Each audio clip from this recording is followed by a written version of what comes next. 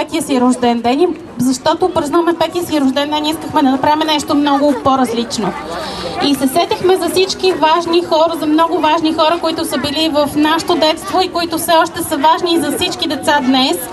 И решихме да наградиме 5 от тях за цялостния им принос за щастливото детство на българските деца. Сега ще прочета кои са те и ще ги помоля тези от тях, които са тук, да дойдат на сцената. Чували ли сте, деца, за Валери Петров?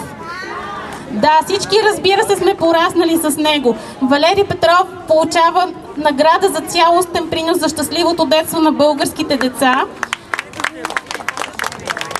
За съжаление, той не може да дойде, тъй като е доста възрастен и не е добре със здравето, но днес още ще му бъде предадена наградата. За щастие всички останали, които получават награди, са тук и сега ще ги поканя на сцената. Това са госпожа Красимира Колданова. Заповядайте. Много български деца и не само деца са израснали с вас като идол в своето съзнание. Сега ще връчим и почетната ни статуета. Какво искаш? Чакай.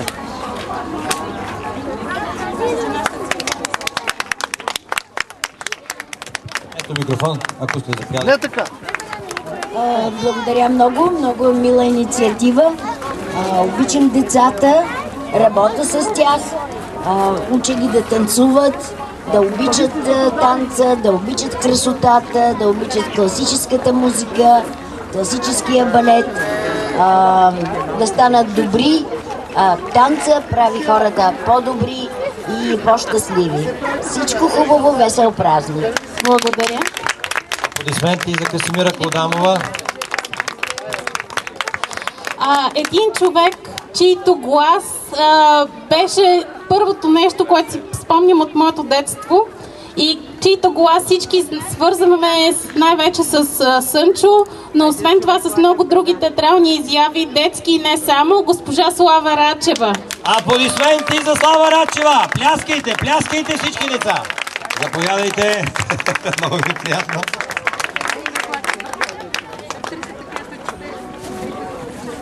Ето микрофона. Мили деца, мили пораснали деца, Този глас ви е познат, нали?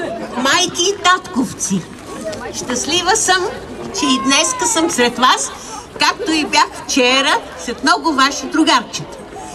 Дълги години работя за вас с много обич и с много любов.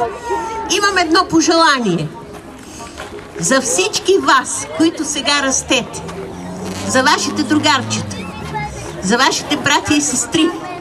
Нека всички ние възрастните да правим много повече празници, освен само 1 юни.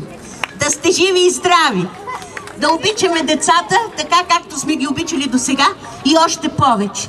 Специално на вас благодаря за наградата, благодаря за вниманието и пожелавам успех. Благодарим.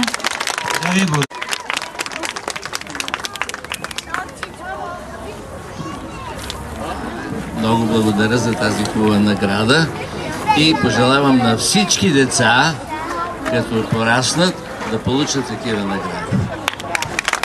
Браво, браво! Благодаря. И още един човек ще поканя. Това е дъщерята на госпожа Иванка Гръбчева и внучката. И добре ще получи наградата от нейно име. Много български детски филми е създала госпожа Гръбчева и ето нейната внучка днес ще получи наградата, тъй като по здравословни причини тя не може да присъства. Аплодисменти! Аплодисменти! Със специална благодарност. Сега ще помоля само за една обща снимка тук и с Дечко и с тези симпатични хора, които са направили много за българските деца. Отново повтарям, това са 5 награди за цялостен принос за щастливото детство на българските деца.